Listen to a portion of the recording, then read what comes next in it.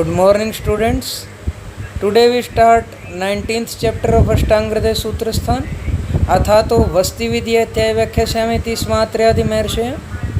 अब इसके आगे वस्ति विधि का व्याख्यान करेंगे, जैसा कि अत्रि आदि महर्षियों ने कहा था। वस्ति के भेदों के बारे में बात करता है बेटा। तो वस्ति के भेद के बारे में जब हम बात करेंगे तो वस्ति वातनाशक है श्रेष्ठ, और वमन और विरेचन के बारे में बात करेंगे तो वमन को कफनाशक श्रेष्ठ कफनाशक बोला है, और विरेचन को श्रेष्ठ पित्तनाशक बोला है। यहाँ पर इन तीन बातों का हमें विशेष ध्यान रखना चाहिए कि वात पित्त कफ तीनों की श्रेष्ठ चिकित्सा वात के लिए वस्ति, पित्त के लिए विरेचन और कफ के लिए वमन बतलाई गई है। वात प्रधान दोषों में अथवा केवल वात में ही वस्ति दी जाती है, ये बात आप याद रखेंगे। वमन आदि सभी साधनों में वस्ति को श्रेष्ठ बोल दिया है इसने यहाँ पर। लेकिन मैं आप लोगों को बताऊं, आचार्य चरक ने वस्ति को चिकित्सार्ध भी कहा है, अर्ध चिकित्सा भी बोला है। यह वस्ति 3 प्रकार की होती है, जो आपको स्क्रीन पर दिखाई दे रही है, निरु, अनुवासन और उत्तर वस्ति। ये जो 3 प्रकार की वस्ति है, ये तीनों प्रकार की वस्तियों का ही वात की चिकित्सा में वर्णन किया गया है। निरूह वस्ति को आस्थापन वस्ति भी कहते हैं, अनुवासन वस्ति को यहाँ पर स्नेह वस्ति भी बोला गया है, उत्तर वस्ति मूत्र मार्ग से दी जाने वाली वस्ति को बोलते हैं। जब ये वस्ति के बारे में बात की जा रही तो वस्ति को बेटा आप लोगों को बताएं, अंग्रेजी भाषा में इसको एनिमा थेरेपी भी बोला गया है। आचार्य ने यहाँ पर वस्ति के योग्य अयोग्य की बात की है कि कौन वस्ति के योग्य है, कौन वस्ति के अयोग्य है। लेकिन मैं आप लोगों को पहले यहाँ इस बात का वर्णन करना चाहता हूँ कि जो 3 प्रकार की जो वस्तियों के प्रकार बतलाए, इन तीनों के बारे में जानना पहले बहुत आवश्यक है। निरूह वस्ति को आस्थापन कहते हैं, मैंने आपको ये बता दिया। डिकॉक्शन एनिमा भी इसको कहा जाता है। डिकॉक्शन का अर्थ है यहाँ पे क्वाथ, एक तरह का लिक्विड प्रिपेयर किया जाता है मेडिसिन्स को डाल के। Decoction mix with salt, honey, ghee etcetera is administered in निरूह वस्ति। सेकंड है अनुवासन वस्ति, जिसको स्नेह वस्ति भी कहा जाता है, मैंने आपको बताया। आल्सो नोन एज स्नेह वस्ति।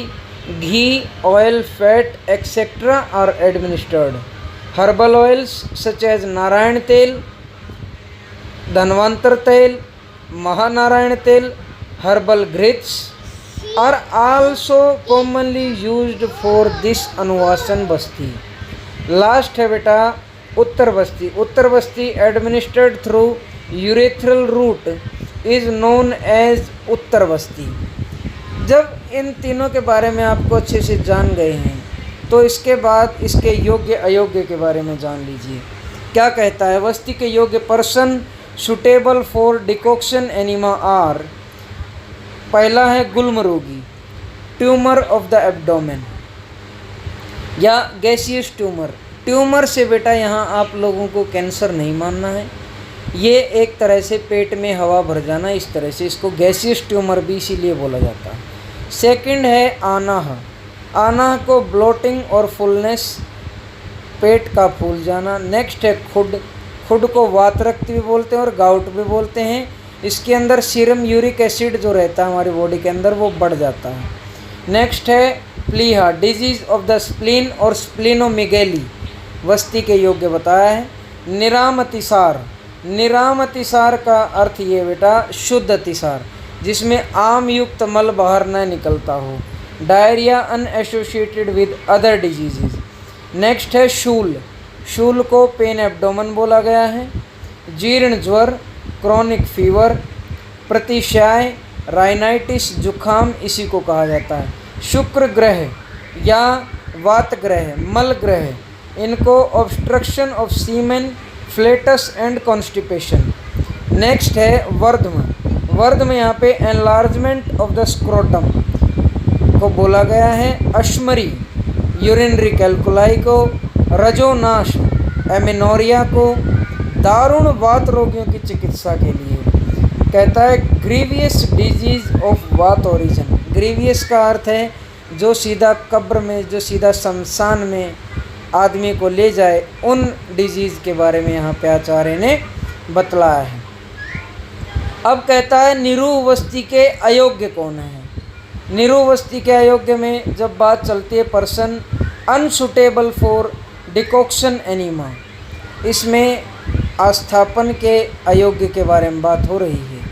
आस्थापन वस्ति को निरुवस्ति भी कहा जाता है और इसको रुक्ष वस्ति भी कहा जाता है। अतिस्निग्ध, अतिस्निग्ध who have had excess of oleation therapy, जिनको स्नेहन कर्म अधिक मात्रा में, ओलिएशन अधिक मात्रा में, घृतपान अधिक मात्रा में करा दिया है, उनको आस्थापन के अयोग्य माना है। उरशत, उरशत से चेस्ट इंजरी को काउंट किया गया है। अतिकृश, जो बहुत कमज़ोर हैं, हाईली इमेशिएटेड हैं। आम अतिसारी, डायरिया, डाइसेंट्री ड्यू टू आम और डायरिया ऑफ रिसेंट ऑनसेट। निरंतर वमन रोगी, जिनको वॉमिटिंग बार बार हो रही है, छर्दी हो रहा है, उनको नहीं कराएंगे। वमन विरेचन आदि से शुद्ध, जो वमन विरेचन से सद्य शुद्ध हुए हैं। Who have undergone purification therapies panchakarma. नस्य दिया गया हो, who have been administered nasal medication. श्वास, कास और मुख से लालास्राव आता हो, सीओपीडी हो, अस्थमा हो, डिस्निया हो, कफ हो, कोल्ड हो, एक्सेसिव सलाइवेशन हो, अर्श हिक्का आधमान, मंदाग्नि के रोगी, जिसकी गुदा सूजी हो, भोजन किया हो। कहता है हेमरॉइड्स हो, हिकअप्स हो और एब्डोमिनल ब्लोटिंग हो, लो डाइजेशन स्ट्रेंथ हो और स्वेलिंग इन द रेक्टम हो। Who have just taken food, जिसने सद्य आहार किया हो, भोजन किया हो। बद्ध उदरी, छिद्रोदरी, दकोदरी, कुष्ठी, मधुमेही, रोगी तथा 7 मास तक की गर्भवती, इनको निरुवस्ति नहीं देना चाहिए। कहता है कि low digestion strength, who have just taken food, intestinal obstruction, बद उदर जिसको कहता है, और छिद्रोदर इंटेस्टाइनल रप्चर, दकोदर एसाइटिस की कंडीशन, कुष्ठ स्किन डिजीज, मधुमेह, यहाँ पर डायबिटीज़ को काउंट किया, और pregnant women in the 7th month not to given निरू आस्थापन और रुक्ष वस्ती। नेक्स्ट है अनुवासन के योग्य रोगी। अनुवासन को स्नेह वस्ती भी कहा गया, मैंने आप लोगों को पहले भी बताया था। Person suitable for oil enema, इसको डायरेक्ट बोलेंगे। गुल्म आदि जो रोगी निरू के योग्य हैं, वे अनुवासन के भी योग्य हैं। जो हम लोगों ने ऊपर आस्थापन वस्ती या निरू वस्ती के जो योग्य पढ़े, वो सभी योग्य यहाँ भी बतलाए गए। विशेषकर अति अग्नि वाले, कहता है पर्सन सुटेबल फॉर आस्थापन आर सुटेबल फॉर अनुवासन also, especially those who have strong digestion power, who are dry not undergone स्नेहन therapy and those suffering from disease of वात। जो अति अग्नि वाले, रुक्ष और शुद्ध वायु से पीड़ित हैं, अनुवासन के योग्य बतलाए हैं। अनुवासन के अयोग्य रोगी, जो person unsuitable for oil enema, patient not suitable for अनुवासन, न अनुवास से अनुवासन आना। कहता है कि यहाँ पर जो निरूह के अयोग्य हैं, वे भी अनुवासन के अयोग्य बतला दिए गए हैं। उनके सिवाय क्या कहता है, person unsuitable for oil enema are all those unsuitable for decoction enema, और निरूह वस्ती दोज सफरिंग फ्रॉम पांडु एनीमिया की कंडीशन है, कामला, जॉन्डिस, प्रमेह, डायबिटीज़, यूरिनरी ट्रैक्ट डिसऑर्डर्स, पीनस, राइनाइटिस। निरन्न, निरन्न का अर्थ है जिसने भोजन नहीं किया हो। प्लीहा रोगी, स्प्लीन के डिसऑर्डर्स, स्प्लिनोमेगेली, अतिसार, लूज मोशन, डाइसेंट्री की कंडीशन आ जाए, डायरिया की कंडीशन मेन तौर पे मानी है, भारी उदर वाला, हार्ड बाउल्स, कॉन्स्टिपेटेड, कफोदर रोगी, कफोदर से यहाँ पे कफ टाइप ऑफ एसाइटिस, अभिसंधि a type of eye disorder, बृहस्थ स्थूल कहता है प्रोफाउंड ओबेसिटी, अति स्थूल कोई व्यक्ति हो। क्रीमी कोस्ट से इंटेस्टाइनल वर्म इन्फेस्टेशन हो। आढ़वात रोगी, गाउट की कंडीशन हो विष पीने पर। पॉइजनिंग का केस हो, हु हैव कंज्यूमिंग पॉइजन। गर्विष में ये भी आर्टिफिशियल पॉइजनिंग का एक टाइप है, those suffering from artificial poisoning. अपची में, गॉइटर में, अपची को यहाँ पे गॉइटर बोला है, शलीपद को फाइलियरेसिस और एलिफेंटिएसिस। और गलगंड रोग में अनुवासन वस्ती नहीं देना चाहिए। स्क्रोफुला एक कंडीशन रहती है गलगंड की, उसमें भी अनुवासन वस्ती, स्नेह वस्ती का प्रयोग, ऑयल एनिमा का प्रयोग नहीं करना चाहिए। निरु तथा अनुवासन यंत्र के लक्षण। निरु और अनुवासन का जो यंत्र रहेगा उसको नेत्र भी कहते हैं, जो गुदा मार्ग में डाला जाता है। स्वर्ण धातु का होना चाहिए, स्वर्ण आदि, जैसे स्वर्ण का नहीं है तो चांदी का हो, लकड़ी का हो, अस्थि या बांस का बना हुआ हो। इसका प्रयोग आकार गाय की पूंछ की भांति रहता है। आगे को पतला होता हुआ होना चाहिए, आगे की तरफ पतला, क्योंकि गुदा मार्ग में घुसने के लिए उसको पतला रहना चाहिए। इसकी दीवार में जो मतलब यूज़ किया जाएगा, जो उसकी दीवार में कोई छेद नहीं होना चाहिए ताकि आप प्रेशर डालें तो बाहर निकले नहीं। चिकना होना चाहिए, सीधा होना चाहिए और मुख पर गोल धार रहित होना चाहिए, पैना नहीं होना चाहिए, शार्प नहीं होना चाहिए। एक और यहाँ पे बात बताना चाहता हूँ कि आप लोग वस्ती नेत्र का प्रयोग आप लोग करेंगे, लेकिन अब जो मॉडर्न साइंस है, मॉडर्न साइंस में जो आपका 100 ml 50 ml का जो इंजेक्शन रहता है उसके अंदर रबर कैथेटर डालकर उसको यूज़ किया जा सकता है।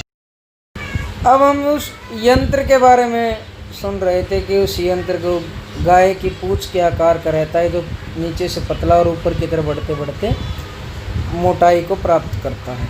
तो आप लोगों ने देखा होगा कि जो इंजेक्शन्स रहते हैं, जो 50 ml 40 ml 30 ml, तो उनके अंदर भी मात्रा द्रव्य की काफ़ी अच्छी आ जाती है और उनके अंदर रबर कैथेटर को लगाकर उसे गुदा मार्ग में डालने में भी कोई दिक्कत नहीं आती है। जब इस यंत्र की लंबाई के बारे में जब बात करता है तो इसमें अलग अलग एज में अलग अलग प्रकार के यंत्रों के बारे में बोलता है।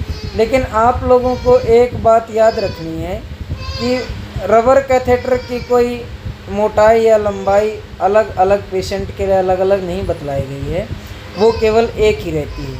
लेकिन जो हमें यहाँ पर इस यंत्र के बारे में जो बतलाया गया है, इसकी हमें याद करना इम्पॉर्टेंट है, क्योंकि हमें पता होना चाहिए कि जो हमारे पूर्व आचार्यों ने, जो महर्षियों ने जो जो बतलाया है वो बहुत इम्पॉर्टेंट बतलाया है। 1 वर्ष से कम बच्चे के लिए 5 अंगुल की नेत्र का प्रमाण रहना चाहिए। 2 वर्ष से लेकर 6 वर्ष तक तथा 6 अंगुल की इनकी लंबाई रहनी चाहिए नेत्र प्रमाण। 7 वर्ष से 7 अंगुल, 12 वर्ष से 8 अंगुल, 16 वर्ष से 9 अंगुल, 20 के आगे 12 अंगुल का नेत्र होना चाहिए। बीच के वर्षों के लिए तथा वय, बल और शरीर को देखकर बस्ती नेत्र का प्रमाण हमें जान लेना चाहिए। आपको यदि दोबारा एक बार एनिमा, जो इसको एनिमा नोजल भी बोलते हैं, should be made from metals like gold silver. गो पुच्छ आकार मतलब resembling the tail of the cow in shape. छिद्र without hole except at the ends, smooth straight and with tip shaped like a pill. For children less than 1 year of age, nozzle should be 5 अंगुल. Finger breadth of patient oven finger in length. जो हमारी अंगुलियों का आकार है उसी अंगुली के आकार की होनी चाहिए। हर एक पेशेंट की जिस उंगली का जितना साइज है उसी अंगुल के हिसाब से लिया जाएगा। अपने अंगूठे के समान मूल में और आगे कनिष्ठिका अंगुली के समान मोटा होना चाहिए।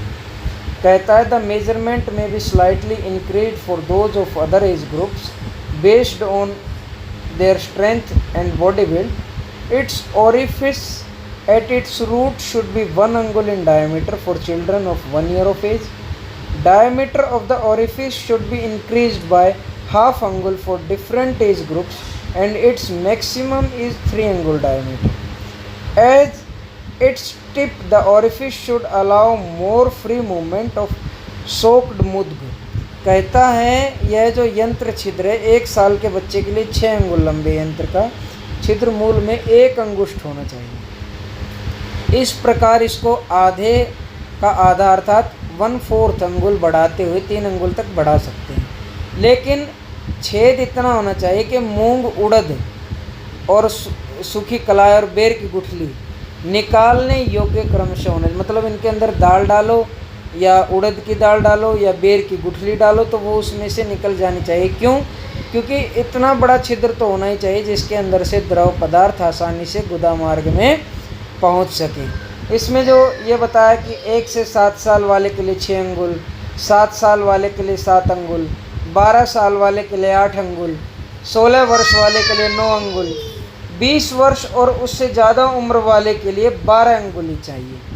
जब इसके बारे में बात करती है तो कहता है आचार्य, near the orifice at its root a कर्णिका ear like ridge of the same size of the orifice should be constructed at the time of preparing the nozzle. Another second karnika ridge should be made at a distance of 2 angle towards its tip. The orifice at the tip should be kept closed with plug of cloth. कहता है कि उसमें कितने छिद्र होने चाहिए, कि जब कहता है कि मूल छिद्र के प्रमाण से किनारे पर 1 कर्णिका, मतलब दूर उसके 1 छेद बनाया जाए, ऊपर की तरफ बोलता है जहाँ पे मोटा पार्ट है, जिससे नलिका आगे गुदा में अधिक ना जाए। इस नेत्र का अगला भाग रुई की बत्ती से बंद करें, कोई वस्तु बंद न कर दें, ठीक, क्योंकि वहाँ से उसको औषध द्रव्य डालना है उसके अंदर। मूल में अपनी 2 उंगलियों के अंतर से दूसरी कर्णिका बस्ती को बांधने के लिए नेत्र में करना चाहिए। आपको करना क्या है, 2 छिद्र बनाने हैं, दोनों छिद्र में 1 से आपको औषध द्रव्य डालना है और 1 छिद्र ऐसे बनाना है जिससे आगे आपको ये प्रमाण सिद्ध हो जाए कि इससे आगे गुदा में नेत्र को नहीं डालना है। इस दूसरी कर्णिका में क्या कहता है कि भेड़, बकरी आदि के मजबूत अच्छी प्रकार बने हुए बस्ती को बांध देना चाहिए। अब वही बात आ गई, ये जो बस्ती नेत्र था इसको कहता है कि आपने एक बैग से जोड़ना है। बैग से क्यों जोड़ना है? क्योंकि बैग से जोड़ने के बाद बैग में ही आपके लिक्विड रहेगा, लिक्विड को फिर आपको नेत्र में डालना है और नेत्र से फिर वो गुदा मार्ग में जाएगा।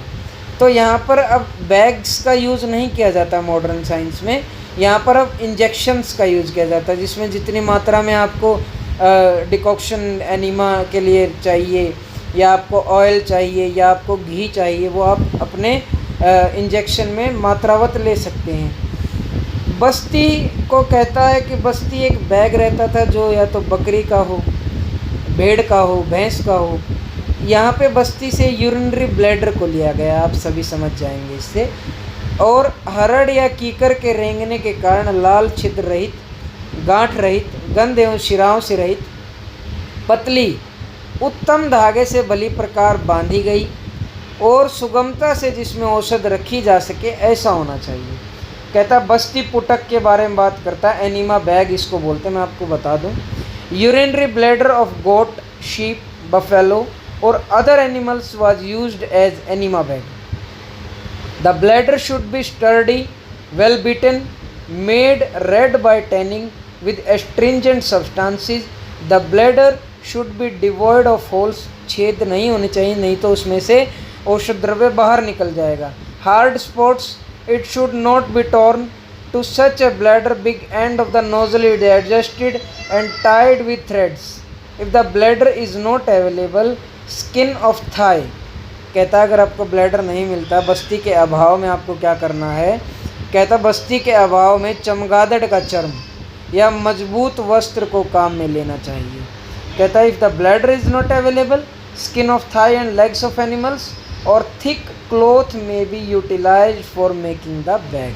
कहता है उसके लिए आपको फिर एक कपड़े का भी आप बना सकते हैं। हेमाद्रि ने अंकपाद का अर्थ उरु चर्म या पाद चर्म, उरु चर्म और पाद चर्म से क्या लिया है इसने यहाँ पे, स्किन ऑफ थाई और लेग्स ऑफ एनिमल्स, कि उनको वहाँ से भी स्किन को उतार के बैग्स बनाए जा सकते हैं। आगे निरु वस्ती की मात्रा के बारे में बात करता है कि प्रथम वर्ष में निरु की एक प्रकुंच, एक quantity of medicine for decoction enema for a child up to 1 year of age, the decoction enema quantity is 1 प्रकुंच इक्वल टू 1 पल, एक पल के बराबर है, और एक पल 48 ग्राम के बराबर होता है। फॉर ईच सक्सीडिंग ईयर, जैसे जैसे एक एक वर्ष आगे बढ़ाते जाएंगे, it should be increase by 1 पल, एक पल दोबारा बढ़ जाए। 2 साल में जैसे 2 पल हो गया, 2 प्रकुंच हो गया, 3 साल में 3 पल, एंड टिल इट बिकम्स 6 प्रसृत। 6 प्रसृत का अर्थ है कि 12 पल।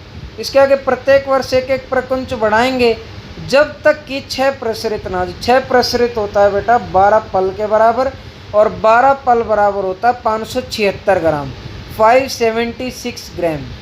और अब इसके आगे प्रति वर्ष एक प्रसृत मान को बढ़ाएंगे।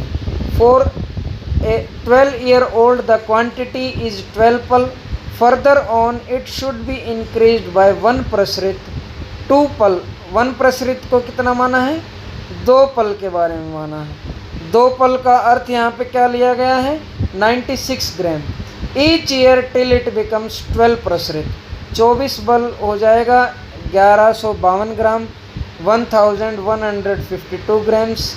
Eight the age of 18 years it is 24 पल, 24 पल, और 18 to 70 years इट इज़ 24 पल। 18 से 70 वर्ष की उम्र तक यह फिर लगातार 24 पल ही चलेगा। लेकिन आफ्टर 70 years, जब बुढ़ापा आ जाए 70 वर्ष के बाद, 10 प्रसृत उसकी मात्रा कर दी जाएगी, जो 20 पल के बराबर है। एक प्रसृत 2 पल के बराबर रहता है, ये याद रखेंगे। और 20 पल यहाँ पे 960 ग्राम पर ml के बराबर रहता है। इसी के साथ आज हम अपना यहाँ पर अष्टांग हृदय का 19वां अध्याय वस्ती विधि को पार्ट फर्स्ट ख़त्म करते हैं। Stay home, be safe, like share comment और सब्सक्राइब तो आप कर ही दे रहे हैं। आप लोगों को एक और बात मैं यहाँ बताना चाहता हूँ, आप जब वीडियो को देखते हैं तो उसको शुरू से आखिर तक देखा करें। जब तक आप पूरा उस वीडियो को अच्छे से नहीं देखेंगे तब तक आप उसके अर्ध ज्ञान में ही फंसे रहेंगे, और half knowledge is always dangerous. Thank you so much. Stay home, be safe.